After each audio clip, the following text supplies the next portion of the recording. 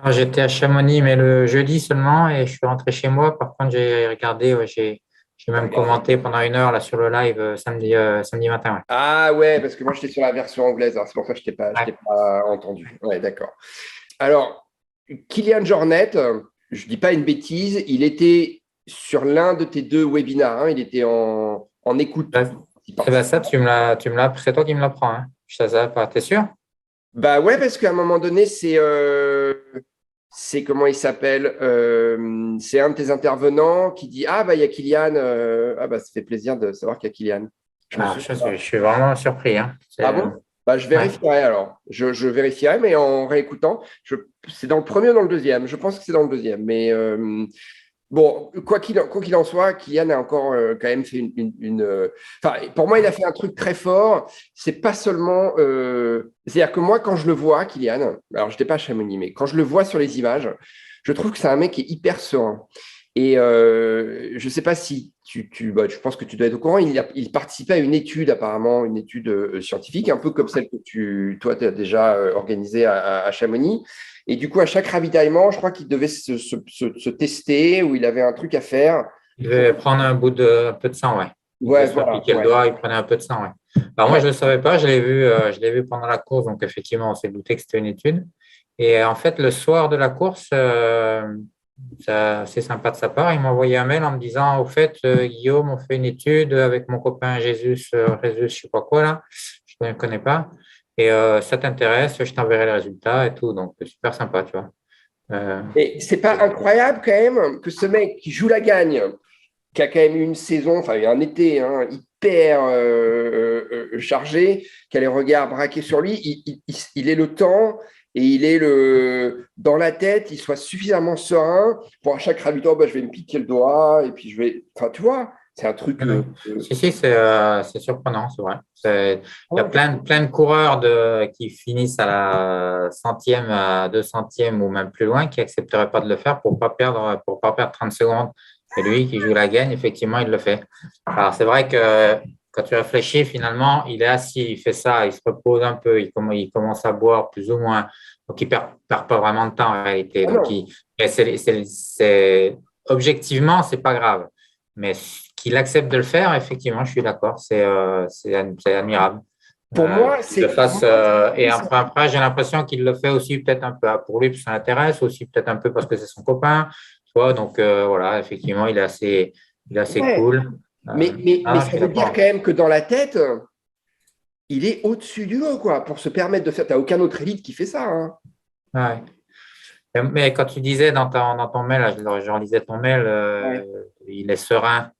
Bah oui, il est serein. Et d'ailleurs, si j'ai écouté un podcast, j'écoute pas trop de podcasts, mais je sais pas pourquoi hier soir, je suis tombé sur un truc de Mathieu Blanchard et que je trouve aussi assez bien dans son comportement. Ouais. Et il disait ça en fait. Il disait Kylian, il est serein, Kylian, il est intelligent, ce qui est Mhm. vrai. Et donc, moi qui essayais de sa stratégie de dire je fais des ravitaillements express, etc., pour lui mettre la pression, etc., et il dit avec Kylian, ça marche pas, quoi. Yann, au dernier ravitaillement, il me regardait dans les yeux et en fait, il s'est levé avant moi. Donc, c'est veut presque prendre à son propre piège. Donc, voilà. Et du coup, c'est Kylian qui lui a mis un coup de boost à la fin et non, non, après, il est serein. Moi, je crois qu'il est serein pour plusieurs raisons. Un, d'abord, parce qu'il est sûr de sa force, bon, serein moins avec tout ce qu'il a fait dans sa carrière en sachant quand même que là, ce qu'il a fait, moi, je suis aussi d'accord avec toi sur le fait que c'est super fort, pas tant qu'il ait fait le doublé, mais qu'il ait fait le doublé avec quand même Encore. Sierzinal en plus. C'est-à-dire que François Den a fait le doublé l'an dernier sans faire Sierzinal. Oui, c'est Et, ça. À chaque fois, je dis donc, Tigana. et en plus, il y a cette histoire de Covid qu'il a. Bon, je sais pas trop si c'est la fatigué, mais en tout cas, non, on n'est pas dans sa tête ni dans son corps. Mais bon, apparemment, c'est pas, on va pas dire que ça l'a avantagé, quoi. Ouais. Donc, malgré tout, il est resté serein, il est sûr de sa force. Et il est sûr de sa force. Et puis, je pense que la deuxième raison, c'est que j'imagine, encore une fois, c'est des spéculations, on n'est pas dans sa tête, mais que bon, finalement, je pense qu'il voulait quand même remettre les pendules à l'heure avec François Den sur la Hard Rock. Donc là, il voulait vraiment pas lâcher.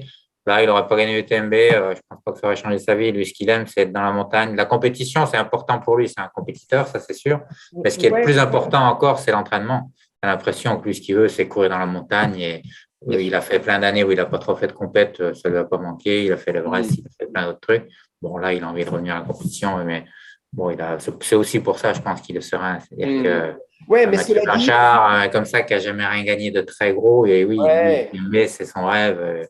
Mais Kylian, un UTMB de plus ou de moins, franchement, ça va Hmm. changer sa vie. Cela dit, tu sais, il venait quand même à l'UTMB, il a lancé sa marque, Kylian, là, normal, avec Ouais, ouais. une nouvelle Mais oui, chaussure. mais malgré tout ça, il est. Ouais, c'est ça qui est fou, c'est qu'il a, il Ouais. a quand même une pression parce que s'il perd l'UTMB, c'est pas le même effet pour sa marque que s'il gagne l'UTMB. Maintenant qu'il a gagné l'UTMB, moi, enfin, je veux dire déjà sa Ouais. marque, ça m'intéressait. Non, parce que sa marque, c'est Kylian. Kylian, 4 victoires, Kylian, 3 victoires. Ça ne change pas grand-chose, c'est Kylian. Il faut qu'il y soit, quoi. Il faut qu'il y soit, il Ouais, faut qu'il court, il faut qu'on parle de lui. Donc, c'est sûr, s'il gagne, c'est mieux. Mais c'est pas ça qui va.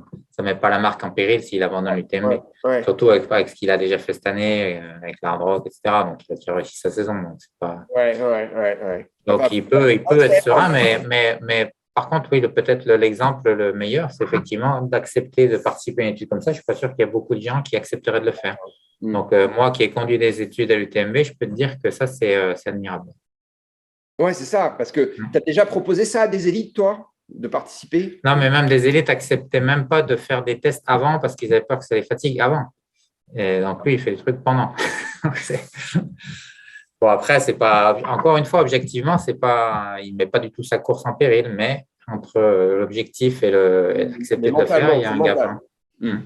hmm, hmm. Donc, oui, c'est une de ses forces. Après, ce n'est pas la seule, hein, mais pour qu'il soit si fort, évidemment, il a plein de cartes dans son jeu, de cartes maîtresses dans son jeu, mais ça fait partie, l'intelligence, la sérénité, ouais, ça fait partie de ses forces. Et tu sais, ça me rappelle, et c'est ce que je t'écrivais dans le mail, quand il arrive sur l'UTMB, c'est la première année, il arrive avec une couverture de survie qui est grande comme ça, et une veste de pluie je ne sais plus quelle taille elle faisait, mais enfin. Ouais, bon, là, je ne sais pas si c'est la sérénité, là, c'était Oui, mais si tu veux, pour moi, ça fait partie du même.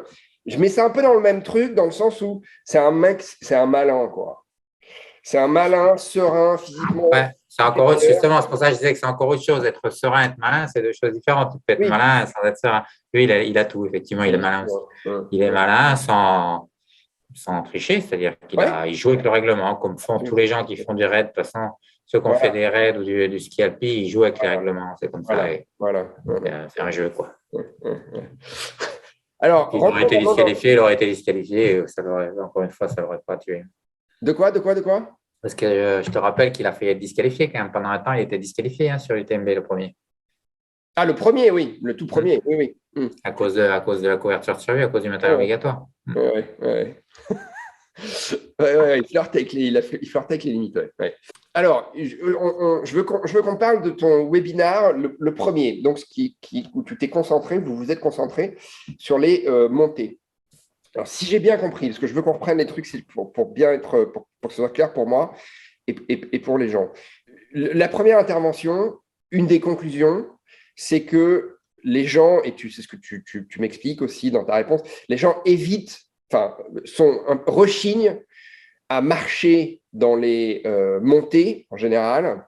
Et c'est un tort parce que tu dépenses finalement énormément d'énergie alors que tu ferais mieux de marcher, tu irais peut-être un peu moins vite, mais tu te préserves pour la suite. Est-ce qu'on peut résumer ça comme ça? Moins vite, non, tu peux marcher si effectivement tu es à intensité max, oui, tu iras moins vite, mais sur un ultra, tu n'es pas à intensité max. Donc, tu peux tout à fait marcher à la même vitesse que quelqu'un qui court sans aucun problème, à partir du moment où la pente est évidemment assez sévère. Donc, il faut que je reprenne, si tu veux, je peux reprendre les chiffres, je ne les ai pas en tête, mais c'est quand même des pentes importantes. Mais, Oui. donc, ça, c'est une première chose, c'est que tu peux y arriver. Et puis, si tu le fais à effectivement, un coût énergétique inférieur. Donc, tu t'économises sur le plan énergétique. Ça, c'est important. Mais je ne comprends pas ton premier point. Excuse-moi, quand tu dis que tu vas aussi vite que le mec qui court, ben non, c'est pour ça que les mecs qui courent, c'est parce qu'ils vont plus vite que les mecs qui marchent. Ben non, parce que tu arrives tout à fait à vitesse à laquelle on va sur des ultras. Tu peux, quand la pente est raide, tu peux tout à fait marcher à la même vitesse. Ouais, ok. Quand la pente est bien raide, alors. Hein, d'accord. Ouais. D'accord. Si tu fais une séance d'intensité, par contre, là, il faut vraiment que la pente soit très, très, très, très raide. pour que tu arrives à marcher aussi vite. Mais quand tu es à vitesse inférieure, tu peux y arriver quand la pente est moins raide. Et alors pourquoi les gens le font? C'est parce que justement, je pense, c'est une habitude de courir et qu'on a plus l'habitude de courir, enfin, en tout cas pour les meilleurs, plus l'habitude de courir que de marcher. Et marcher, c'est peut-être aussi vu comme une espèce d'aveu de faiblesse. C'est ça. Et voilà, donc si je me mets à marcher, ça veut dire que je commence à être moins bien. Donc je donne aussi peut-être l'impression aux autres que je suis moins bien. Et il y a peut-être aussi ça, l'aspect un peu psychologique. Mais Et ça touche alors, les élites et les autres, hein. Parce que moi qui ne suis pas du tout dans les élites, et plutôt même en queue de peloton, tu vois des mecs qui courent dans les côtes dès les débuts. oui, mais là, c'est plus tu descends dans le classement et plus c'est crétin de courir en côte. ça, c'est Autant certain. être clair. Ouais. Mais même pour les élites, par exemple, dans le live, là, quand je commentais, je pense qu'il y a plusieurs personnes qui ont dû se dire, mais pour qui il se prend celui-là, c'est qui ce connard? Mais peu importe, je m'en fous. Parce que j'ai vu passer Blandine Hirondelle. Pourtant, Blandine Hirondelle, elle est, un, super, super forte, et deux, intelligente. Ça, c'est le moins qu'on puisse dire. Hein. Elle est médecin, bref, mais quand je l'ai vu monter, j'ai regardé, j'essaie de pas trop regarder parce que c'était le vendredi, j'ai essayé de travailler un peu quand même, mais je n'ai pas pu m'empêcher de regarder un peu la CCC quand même dès le vendredi. Et je la voyais monter dans Champais, des sections, la montée de Champais, elle n'est pas raide partout, mais là, une section qui était mais vraiment, vraiment raide. Et je la voyais courir avec ses bâtons, et je me disais, mais bon, déjà, elle avait les bâtons, ça c'était une première chose, parce qu'elle, c'est quand même une coureuse, donc c'est bien qu'elle ait pris les bâtons. Je pense qu'elle a un peu de progrès à faire sur la technique, mais ça, c'est ta prochaine question. Mais quand je la voyais courir, et donc je l'ai dit au live, je dis, c'est pas possible, quoi, d'un point de vue énergétique, c'est un non-sens. Donc voilà. Et je pense que c'est une des raisons pour laquelle les Américains ont aussi du mal, parce que comme c'est beaucoup moins pentu, ils ne marchent jamais, en fait. Ils ne marchent jamais, et puis ils marchent encore moins avec les bâtons. Et donc, Wamsley, effectivement, il pourra gagner l'UTMB peut-être en 2023 s'il va. Je relisais ce que je t'ai dit et ce qu'ont dit les autres d'ailleurs dans ta colonne. C'est super bien. Tout ce qui est dit, ça a vraiment du sens. Et moi, en tout cas, ce que je disais, je maintiens ça. Et ce que disaient les autres aussi, ça, c'est un autre débat là, sur la rusticité, etc., etc. Mais marcher avec les bâtons dans des terrains difficiles, dans des métaux difficiles, etc., c'est la seule condition pour que lui en particulier. Je pense qu'il y a quand même quelques Américains qui sont un petit peu plus rustiques, mais lui qui est vraiment le coureur rapide par excellence, s'il veut gagner l'UTMB, il faut qu'il passe par là. Et d'ailleurs, s'il l'a fait, c'est qu'il l'a bien compris. Hein. Ouais. Donc, mais lui, il va falloir aussi qu'il apprenne à marcher. D'ailleurs, tu vois, il y a eu c'est aussi une question pour le coup, c'est aussi une question psychologique qui rejoint la question du pacing, de marcher aussi dans les côtes. Et je pense qu'il va avoir un peu de mal à ça. Ouais. Il va dire oui, puis après il va refaire. Moi, je pense que un des risques une des raisons pour lesquelles il gagnera peut-être pas l'UTMB, ça sera plus pour l'histoire de pacing parce que pour le coup, lui, il va se la mettre la pression l'an prochain parce qu'il a quand même changé de vie, etc.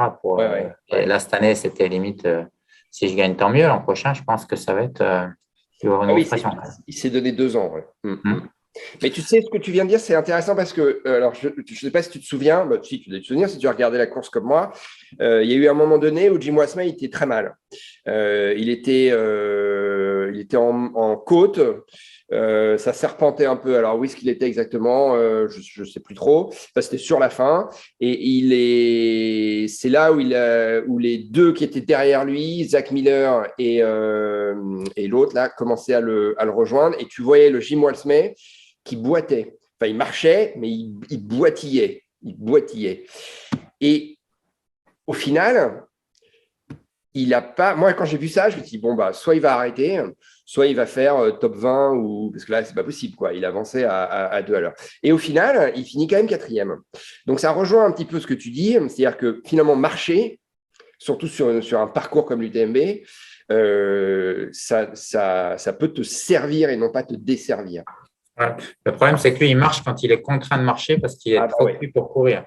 Oui. Donc, il va falloir qu'il apprenne à marcher vite et à varier entre courses. Enfin, là, il ne va pas tout faire en marchant, mais les parties raides, il va falloir qu'il apprenne à marcher en anticipant, sans qu'il soit contraint de le faire par la fatigue. Puis, attends, juste pour terminer avec ça, quand même, l'autre intérêt de marcher, ça te permet aussi comment dire en français, d'alterner. Ouais. Alterner un peu les groupes musculaires, de travailler avec Ah, bien des sûr. longueurs musculaires. C'est évidemment globalement ça reste les muscles des jambes, les muscles locomoteurs, mais ce n'est pas tout à fait le même type de fonctionnement.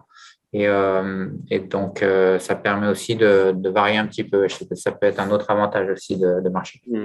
Mais tu sais, je reviens toujours sur ça. C'est la réflexion de Ludo Pomeray sur la ligne d'arrivée de la Western State, hein, où il me dit oh là là, mais en fait, ici, tu ne fais que courir. Moi, ça me saoule. J'aime bien marcher aussi. Ouais, alors, moi, je ne connais pas l'hard rock parce que on dit Sur toujours la hard Western rock. State, hein, il m'a dit ça. Hein. Comment? Oui, C'est oui, je sur la sais, mais Western State, hein, parce ouais. que je voulais, ma question, c'était où placer l'hard rock par rapport à l'UTMB? Est-ce que c'est plus difficile, parce que finalement, en termes de dénivelé, c'est à peu près pareil, Préparé, mais c'est plus à la haut. même distance. C'est plus haut, mais ça, c'est encore Mm. un autre aspect. Parce que ça, les Américains, ils l'ont, l'altitude chez eux. Donc, c'est pas ça. Je ne pense pas que c'est ça leur problème. C'est plutôt, effectivement, la pente, les pentes. Bah Et je oui. me demande si les études, les pentes sur la hard rock sont plutôt proches de celles de l'UTMB ou plutôt un peu plus dures ou un peu plus faibles qu'à l'UTMB. Ça, je ne sais pas si tu Ah, saurais me le dire parce que c'est quasiment la même distance et quasiment le même dénivelé.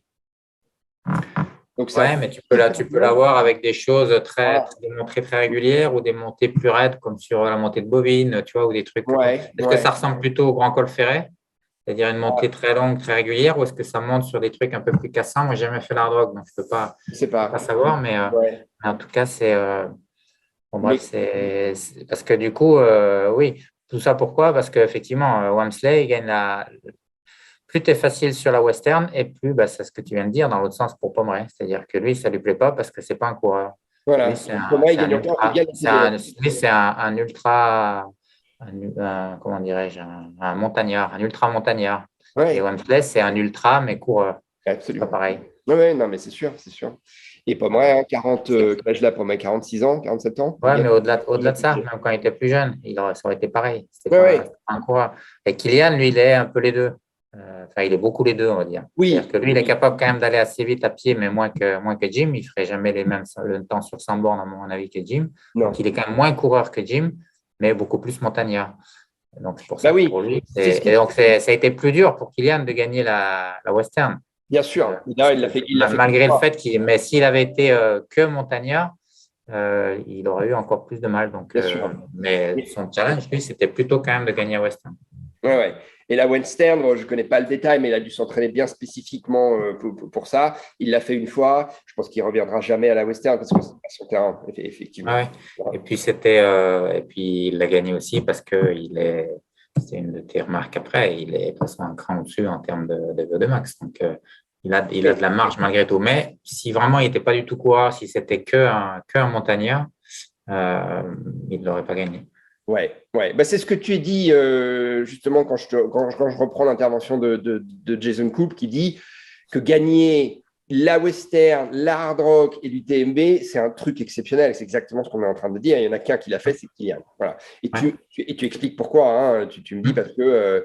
Alors, c'est marrant parce que tu me parles de C'est François. une histoire aussi je pense, une histoire de coût énergétique, mais dans l'autre sens cette fois. C'est-à-dire que si tu n'es pas coureur, tu n'as pas un bon coût énergétique. C'est-à-dire que tu vas au Wamsley, je ne connais pas son coût énergétique, mais je suis assez persuadé qu'il est capable de courir assez vite avec un bon coût énergétique. Maintenant, ce que dit Chaurier, et il n'a pas tort, tout ça, c'est des spéculations, mais ce n'est pas forcément faux, c'est qu'il va peut-être falloir qu'il apprenne aussi à avoir un bon coût énergétique en courant un petit peu plus doucement.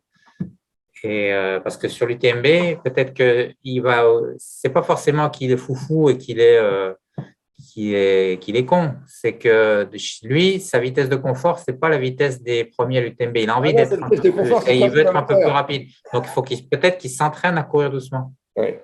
C'est ça. Il s'entraîne à courir doucement, il s'entraîne à marcher, en fait. Il s'entraîne à être diesel. C'est Chaurier ou je ne sais plus qui dit ça, mais c'est vrai. Alors, attends, juste pourquoi il faut que Jim Walsmay s'entraîne à courir doucement? Parce qu'il y a quand même on pense qu'il y a quand même une espèce de spécificité du coût énergétique en fonction de la vitesse. C'est-à-dire, si tu cours toujours vite, tu vas être efficace sur des vitesses élevées, mais moins sur des vitesses faibles et inversement. Donc, il s'use Le coût finalement. énergétique dans le sens combien je dépense pour faire 1 kilomètre. Ouais. Le vrai Ouais, coût énergétique. Non, je veux dire que pour parcourir 1 kilomètre, ça va lui ouais. coûter plus d'énergie s'il court trop doucement. Parce que c'est quelqu'un, lui, qui a besoin Parce qu'il d'aller n'est pas vite, habitué. parce que c'est quelqu'un qui est quand même assez aérien, qui est assez, chirurgien, je dirais, élastique. Et il a besoin, et pour ça, pour se sentir à D'accord. l'aise, pour être efficace, il faut avoir une certaine vitesse. Et tu vois, quand tu le vois qui est très, très aérien comme ça, là, quand on va rebondir, bouncing d'un pied sur l'autre, là, quand ça va doucement, ça, il ne peut pas le faire.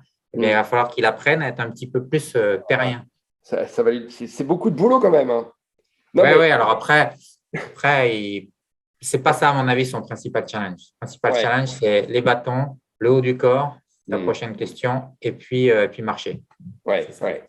Et après, il va falloir de fait, quand il va de s'entraîner ici, il va de toute façon moins courir et moins courir vite parce qu'il y aura s'il s'entraîne vraiment dans le Beaufortin, il ne va pas pouvoir courir autant que quand il s'entraîne chez lui, hein. Donc, de fait, il va s'améliorer à des vitesses plus lentes. Ouais, ouais. Ouais, bon, Donc, c'était vraiment la bonne chose à faire. ouais, ouais. Mais il n'est pas sorti de l'affaire, il n'est pas sorti de son problème parce que il n'est pas tout seul non plus sur l'UTMB. Chaque année, il y a des gens qui arrivent. Ouais, mais il est quand même super fort. Donc, il va bien. Ouais, mais bon, on l'a encore vu cette année, il est super fort, mais il y en a d'autres qui. Enfin, il est quatrième, quoi. Moi, je me disais qu'il allait peut-être y arriver cette année. J'avais quand même mis, Moi, je l'ai soufflé, une hein. pièce parce que Ouais. je ne pensais pas que Kylian ferait ce qu'il a fait à cause de son enchaînement. Kylian, sur un UTMB sec, cette année, il n'avait aucune chance. Mais Kylian, avec le programme qu'il a eu, le Covid, plus surtout l'hard rock, avec surtout l'hard rock dans les conditions qu'il l'a fait, hein. C'est-à-dire que François Den, en plus, il a tiré l'an dernier, mais il n'était pas au coude à coude avec un autre comme l'a fait Kylian. C'est-à-dire que l'hard rock, il l'a fait dans des conditions. Je veux dire, François Den, il était prêt, hein, puis ils se sont vraiment tiré la bourre jusqu'à la fin. Donc, il a puisé. La semaine d'après, il fait une semaine de récup, puis il fait 70 bornes. Ça, c'est sa semaine de récup. Bon, bref, je ne commence pas là-dessus. Et puis derrière, il enchaîne, machin, il se prépare, il fait Sierzinal, et puis il enchaîne l'UTMB avec le Covid au milieu. C'est un extraterrestre, ce mec, c'est vrai. C'est ça, pour moi, c'est ça l'extraterrestre. C'est pas tellement tout son palmarès. Des bons coureurs, des très bons coureurs, il y en a, et puis même des meilleurs que lui. Mais ce qu'il est capable de faire, comme quand il a gagné le 100 miles cet hiver, en février, le mec, il s'entraîne 3 semaines à 50 bornes, et puis le résultat, il fait du ski, et puis il va se taper un 160 bornes à plat en Suède, et il gagne. Bon, il gagne, il n'y avait pas de concurrence, mais déjà rien que le fait de le faire, sans se blesser, Non, c'est en ça qu'il est extraordinaire, surtout. Si tu veux bien, je veux qu'on aborde un point où moi, je crois que j'ai pas compris. Parce que, en fait, c'est ma question concernant Courtney Dauwalter. Courtney Dauwalter, donc c'est une Américaine qui est elle aussi très forte sur les ultras de montagne, mais elle est tellement forte qu'elle finit extrêmement bien classée dans le classement Scratch. Et d'ailleurs, j'avais repris cette statistique, c'est que l'année dernière, quand elle gagne l'UTMB, elle fait 7 au Scratch et elle est à moins de 2 heures de François Daen. Cette année, c'est quelqu'un d'autre, Cathy Schied, qui fait une très belle course. Mais elle est 22e au Scratch et elle est à 3h30 de Kylian. Donc, il y a une vraie, sur cet exemple-là, disons, il y a une vraie différence. Mais globalement, il ne faut pas tellement comparer les heures. Et moi, ce qui est le plus important, le plus intéressant, c'est de comparer les pourcentages. Parce que comme ça se gagne plus vite, etc., du temps du vainqueur. Donc, je l'ai fait pour toi. Ouais, vas-y. 8% pour Courtney par rapport à François Den et 17% pour Cathy Scheid. Donc, plus de 2 fois plus en pourcentage. Donc, ça conforte ce que tu dis, mais c'est en même encore pire. Ouais. Et alors, comment… 3h30 sur une course qui allait plus vite. Donc, elle est encore plus loin plus que 2 fois presque plus que 2 fois plus loin, en fait, que Courtney. Ouais, voilà. Donc, alors pourquoi elle est si forte? Déjà, il faut pas oublier que Courtney, l'an dernier, elle abandonne Donc, François, il a fini la course vraiment dans le dur, hein, quand même, l'UTMB. Je ne sais pas si tu te rappelles, l'an dernier, c'était, C'est à mon l'enchaînement. avis, son niveau est bien meilleur que l'UTMB. Enfin, en tout cas, l'an dernier, son niveau intrinsèque était bien meilleur que sa performance sur l'UTMB. Donc, il aurait dû faire, de son propre aveu, hein, je crois, il disait 45 minutes de moins. Donc, déjà, c'est plus 8%, c'est plutôt 12-13. Ce qui la place encore parmi effectivement les meilleurs. Donc, mais c'est une partie de l'explication pourquoi elle était si proche, si tu veux. D'accord. Après, effectivement, elle est au scratch. Bon, le scratch, pour moi, ça ne veut pas dire grand-chose parce que ça dépend qui y a, ça dépend qui abandonne, etc. Il n'empêche qu'effectivement, elle est septième. Bon, je crois qu'il y avait une fois Rosario qui avait fait sixième, il me semble. Donc, ce n'est pas la meilleure performance au scratch des femmes, je crois. Non, mais si tu veux, ma question, elle est. Bon, Courtney Dauwalter, c'est un phénomène et ça m'intéresse si tu as des choses à dire sur Courtney Dauwalter. Mais si on élargit un peu, tu sais, ça me rappelle aussi quand Corinne Favre avait gagné la CCC. C'était dans les premières années. Mais ce que je veux dire, c'est que moi, quand j'ai écouté l'intervention, alors c'était qui d'ailleurs? C'était Frédéric Sabater-Pastor. Moi, j'avais cru comprendre qu'il disait quand même qu'en trail running, contrairement à la course sur route, il fallait une masse musculaire un petit peu plus importante. Voilà. Et je m'étonne, moi, de voir des filles arriver si proches des garçons, voire même gagner des courses sur des courses de montagne où il faut quand même un peu de muscle pour encaisser notamment les descentes. Tu vois, c'est ça. Alors que généralement, les mecs ont plus de muscles que les nanas. Voilà. Moi, je me suis juste fait cette réflexion. La masse musculaire, il ne faut pas raisonner en masse musculaire absolue, il faut raisonner en masse musculaire par rapport au poids de corps. D'accord. Donc, elles en ont quand même un peu moins. Mais finalement, le problème, c'est pas tant, ça revient au même, tu me diras, mais c'est pas tant qu'elles aient moins de muscles, mais qu'elles aient plus de graisse. Donc, ça fait plus de poids à porter quand même pour une masse musculaire un peu inférieure. Donc, c'est plutôt ça le problème. Bon, en tout cas, après, quand on la regarde, on a un peu du mal à voir ses cuisses parce qu'elle met toujours des shorts où elle peut chier dedans pendant 8 jours, ça ne se voit pas. Mais donc, moi, j'aimerais bien voir ses cuisses quand même. En blague à part, je ne sais pas si elle est vraiment si fine que ça, musculairement parlant. C'est quand même une skieuse de fond d'origine. Donc, tout ce qu'on vient de dire sur Jim, ça ne s'applique pas du tout à elle. Elle, c'est au contraire, j'ai l'impression que c'est quand je vois un peu, alors moi, je ne suis pas le pire, la meilleure personne pour ça, parce que je regarde finalement assez peu, même si je le fais de plus en plus, malheureusement, les réseaux, etc. Donc, mais de ce que je vois, quand même, elle est souvent quand même en montagne. Voilà, c'est quelqu'un qui est un peu quand même plus journette que Wamsley dans ce sens-là, qui est quand même plus une montagne. En tout cas, c'est une skieuse de fond de bon niveau universitaire. Je ne pense pas qu'elle était en équipe nationale des US, mais elle était quand même une assez bonne skieuse de fond. Donc, elle sait servir de ses bras, elle sait servir de ses bâtons. Et puis, c'est plus un profil typique à la François Den que. Moi, je la comparerais assez bien à François Den. Et d'ailleurs, chez Salomon, c'est un peu ce qu'ils disent, c'est que c'est la François Den au féminin. C'est-à-dire qu'elle a une grosse caisse, mais comme François, mais pas la caisse mondiale que peut avoir Kylian Jornet. Elle est très endurante, très efficace très efficace, c'est-à-dire très endurante sur le très long. Donc voilà, quand elle a gagné les 200 miles là, au scratch, ça veut dire qu'elle est vraiment très forte sur le super long, quoi. Mais justement, quand tu un gros mental apparemment aussi. Oui, c'est sûr. Et quand tu me parlais tu comparais François et Kylian, tu me disais François est l'archétype de l'ultra-runner, un moteur moins gros que celui de Kylian, mais une endurance et une gestion de course exceptionnelle. Qu'est-ce que tu veux dire par gestion de course exceptionnelle sur François Den? Ça, je le tiens de Jean-Michel Formassan, qui, pour lui, c'est la personne qui sait le mieux s'adapter aux conditions. Déjà, il fait pas d'erreur de pacing, c'est pas un foufou, c'est pas quelqu'un, mais encore une fois, le pacing, c'est pas qu'une histoire d'intelligence, c'est une histoire de profil physiologique aussi. Quand tu dis le pacing, attends, juste un truc. Quand tu dis pacing, qu'on comprenne bien, tu parles pas d'un paisseur, tu parles du rythme. Non, je parle de pacing, c'est est-ce que je pars vite, est-ce que je pars doucement, comment je gère ma course, négative speed, positive speed, etc. C'est le pacing.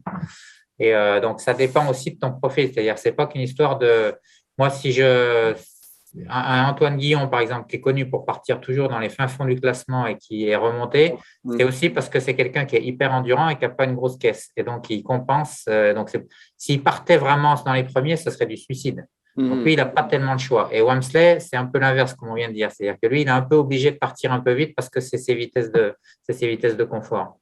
Donc, il y a un peu les deux. Il y a un peu de je suis assez intelligent pour pas trop me donner. Et par exemple, Wamsley, quand même, qu'est-ce qui l'empêchait malgré tout de faire l'effort de rester avec Kylian? Pourquoi il a eu besoin de prendre dans la nuit 5 minutes, etc. Pourquoi il n'est pas resté avec Kylian? Il aime Ça, bien j'ai être en un tête. peu du mal à l'expliquer parce que, Il aime bien être en tête, c'est son truc. ouais, mais c'est une erreur. Donc, c'est un peu les deux, quoi. Je pense que c'est un peu sa physiologie qui l'impose de partir dans les premiers. Mais entre partir dans les premiers et d'être dans le peloton de tête, ça a du sens que lui soit dans le peloton de tête, mais se dégager tout de suite pour être tout seul en tête, pour moi, il y a une nuance encore. Tu vois ce que je veux dire? Et François Den, lui, sur le pacing, il fait, je pense, pas d'erreur. Il a fait quelques erreurs dans des conditions très particulières, dans le show, etc. Mais ça, c'est des conditions particulières. Mais dans les conditions normales, je pense il a aussi tellement d'expérience que. Mais quand même, lui aussi, il est loin d'être con. Hein. Et en plus, il est très fort, d'après Jean-Michel Fort-Vincent, sur je mets ma veste. Et d'ailleurs, quand tu écoutes les interviews de Wamsley, il dit que ça fait aussi partie des choses sur lesquelles il a besoin de s'améliorer. Et on en parle, je ne sais plus qui en parle aussi dans ta colonne là, que tu m'as envoyée. Je crois que c'est Chéniaud qui qui parlait de ça en disant lui, il est sec, donc il a encore plus besoin que les autres de s'habiller au bon moment, etc. Et Jean-Michel Fort-Vincent, je relate dans mon livre l'anecdote, quand en 2017, là, quand ils sont tous à la cour UTMB du siècle, là, quand ils y sont les trois, Wamsley, il arrive au Contamine en tête, il a 2 minutes d'avance, il a un peu peur de partir dans la nuit tout seul, pour le coup, ça devait être ses premières fois où il devait être un peu dans la nuit, là, il était plus jeune, et du coup, en fait, il attend François Den, qui lui se change complètement, et l'autre il repart frigorifié en t-shirt mouillé, François Den au sec, nickel, et après ils montent dans la montagne et l'autre terminé, quoi. Il n'y a plus personne. Donc c'est aussi dans ce sens-là que je parle de gestion de course. C'est les deux, quoi. Juste, on va finir, mais je veux juste que j'ai pas compris un truc tout à l'heure quand tu as dit, quand je parlais de Courtenay de Walter et des masses musculaires plus importantes chez les hommes que chez les femmes, et toi tu m'as parlé des graisses. Mais je veux juste que les gens comprennent bien, c'est-à-dire que tu n'es pas en train de dire que les femmes. Enfin, si, je ne sais pas ce que tu es en train de dire, justement. Les femmes ont plus de graisse. Hein. Voilà, d'accord, ok. C'est tout. Et donc, elles ont plus de. Donc, comme elles ont une masse musculaire qui est plutôt un peu inférieure, en moyenne, et plus de graisse, c'est double peine. D'accord. Ça, c'est biologique, quoi. Enfin, c'est biologique, quoi. Plus de graisse pour pouvoir nourrir les enfants en cas de famine, etc. Donc, d'un point de vue de l'évolution, ça peut s'expliquer facilement. D'accord. Comme je te disais par mail, la masse musculaire, c'est pas tant que c'est un avantage, il faut le voir plutôt à l'inverse, c'est moins un inconvénient. Tu vois ce que je veux dire? C'est-à-dire que Wamsley, lui, il est fin, ça ne l'empêchera pas de gagner l'UTMB. Inversement, Chaurier, qui a des grosses masses musculaires, c'est impossible qu'il soit bon sur 100 bornes à plat ou sur marathon encore pire.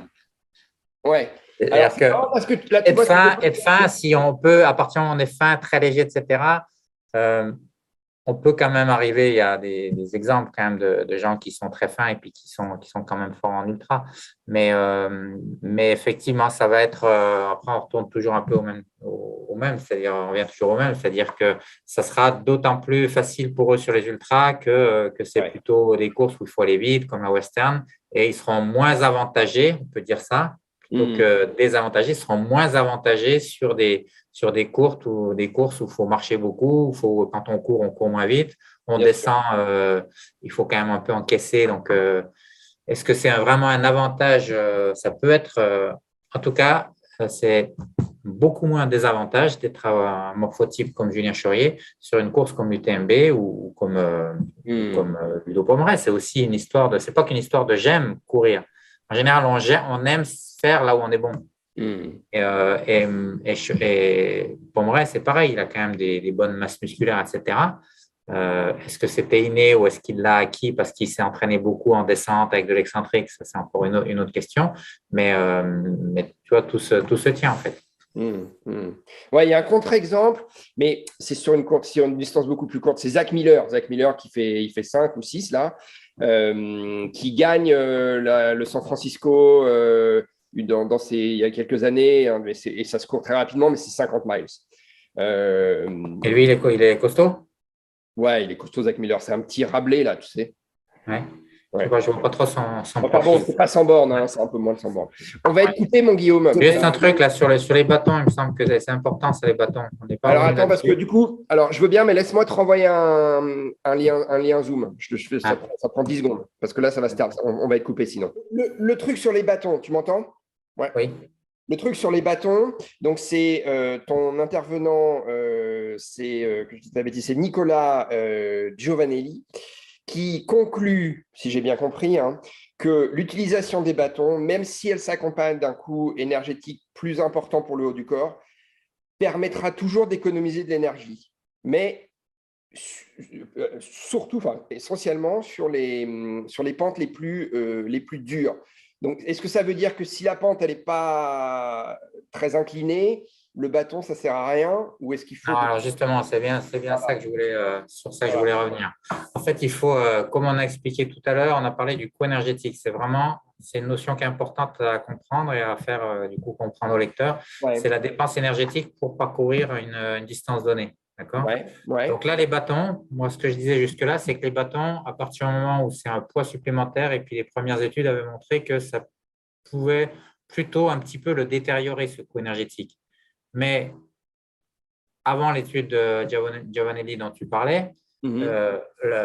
mon discours, c'était de dire, mais c'est pas très grave, dans le sens où, en fait, ce qu'on veut, c'est la meilleure performance. On ne veut pas forcément que le meilleur coût énergétique, on veut la meilleure performance. Donc, OK, on va peut-être perdre un peu en coût énergétique, mais comme on va gagner, non pas sur la dépense énergétique, mais sur la sollicitation des jambes, sur la fatigue des jambes, Mhm. ça va nous avantager. Donc, il faut bien différencier le coût énergétique, où là, effectivement, les bâtons sont globalement pas une bonne idée, Mhm. de la fatigue des jambes, où là, les bâtons sont une très bonne idée. Mhm. Sauf qu'entre-temps, ce qui va encore renforcer l'intérêt des bâtons, son étude a montré que même sur le coût énergétique, à partir du moment où ça monte très fort, à partir de 13 à 15 même sur le coût énergétique, les bâtons deviennent intéressants. Donc là, tu gagnes sur les deux tableaux. D'accord. OK. Voilà. OK.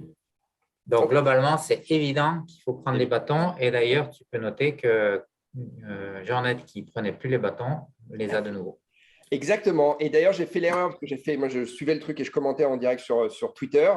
Et au départ, je n'avais pas vu qu'il avait ses bâtons. Il les avait bien dans son dos, puis il était tout en noir et tout. Je ne voyais pas de bâton. Je disais, ah merde, putain, il est parti sans bâton. OK. Et puis après, il les a sortis. Ouais. Ouais. Et on l'utilise un peu moins, etc. Tu as vu que Blanchard, on les utilisait même en descente, hein, sur certaines descentes. Et Ouais. ça, c'est plus étonnant. Et c'est aussi pour ça que moi, je pense qu'il a raison. Ça revient, c'est un peu le même discours que Wamsley tout à l'heure, mais cette fois sur la descente et pas sur la montée. D'ailleurs, je vais moins vite, mais je m'économise un peu. Et Mhm. qu'il le fasse, lui, il apporte vraiment de l'eau à mon moulin. Tout ce que je dis depuis des années, il m'a fait plaisir, Blanchard. C'est pour ça que pendant le live UTMB, j'ai dit à tout le monde qu'il avait gagné, donc je peux pas prendre en C'est compte. ça. C'est ça. C'est ça. Mais c'est pas grave ça. Et Non, mais bref, pourquoi en descente, et les pour terminer bâtons? avec les bâtons, ce que j'ai Ouais. dit aussi, et encore une fois, je pense que les auditeurs ont dû se dire, mais pour qui il se prend celui-là, c'est Mhm. que je conseillais à Wamsley de vraiment, ben, c'est ce que j'ai mis ce que je disais dans ta colonne aussi, de Mhm. s'entraîner tous les jours avec. S'il Bah veut oui. vraiment, son but, c'est de gagner UTMB, parce que non seulement il apprendra à s'en servir, mais il a besoin aussi de se. T'as vu comme il est gros, l'astico, là, il a besoin de faire un peu Ah de ouais. muscu et Oh la d'utiliser les vache. bâtons et de faire du Oh, ski de rando et avec le même collant, au-delà de tout la en masse noir, musculaire, là. de, de s'entraîner le haut du corps. Ouais. Voilà, donc encore une fois, son, bon, de toute façon, Mais les s'il a bâtons fait en descente, juste un point sur les bâtons en descente. Bah, moi, les bâtons en descente, ça m'a toujours servi parce que ça me stabilisait. Je trouvais que c'était un truc de sécurité. Mais j'avais aussi le sentiment que ça m'économisait les jambes parce que tu oui, oui. prends cher Mais dans les là, bâtons. pour le coup, c'est vrai que ça se discute un peu plus au moment où, en fonction du niveau de course. C'est-à-dire que moi, j'allais quand même pas jusqu'à dire que les meilleurs devaient sortir les bâtons en descente. Je dis et je maintiens que à partir du 50e, peut-être même avant, il Hmm. faut sortir les bâtons, peut-être même y compris dans les premières descentes où ça va vite. Ce que je ne faisais pas d'ailleurs à l'époque, mais Ah peut-être ouais. que j'aurais dû être encore plus extrémiste et je pense qu'il faudrait le faire. Et le fait que Blanchard, il le fasse, alors c'était vrai que c'était plutôt sur la fin, je ne l'ai pas vu sur les premières, mais qu'il le fasse pour effectivement s'amortir un petit peu. Après, tu ne peux pas aller aussi vite forcément, parce que tu peux, et puis c'est un peu dangereux parce que tu peux aussi trébucher, etc. Quand ça va vite, les bâtons, c'est plus une gêne, mais qu'il le fasse, c'était quand même assez étonnant. Et moi, j'étais content de voir ça, quoi. Et voilà, ça revient toujours à la même histoire de dire, je pense qu'il en a mesuré son coût énergétique quand tu utilisais les bâtons en descente. Son coût énergétique était moins bon. Mais son problème à l'époque, quand il descendait sur Triangle, ce n'était pas son coût énergétique. Son problème, c'était ses quadriceps, ses douleurs au quadriceps. Et donc, il s'en foutait un peu quelque part de l'énergie. Ce qui comptait, c'était comment économiser ses muscles, pas son énergie. Tu vois la nuance entre les deux? Ouais, je comprends. Ouais. Du coup, voilà. Juste derrière Kylian, donc il a bien eu raison. Ok. Bon, là, c'est ça, là-dessus que je voulais revenir. Voilà. Et donc, si tu es d'accord, on refera la même chose, mais sur l'autre webinar, dans une semaine, 2 semaines, 3 semaines, sur le downhill. On en a déjà un petit peu parlé, mine de rien, mais je réécouterai. Alors, si j'ai des questions, si j'ai pas de questions. Ouais, non, mais pas de souci. Bon, je te remercie, Guillaume. T'inquiète. Merci. Hein. Ciao. Bye. Bye.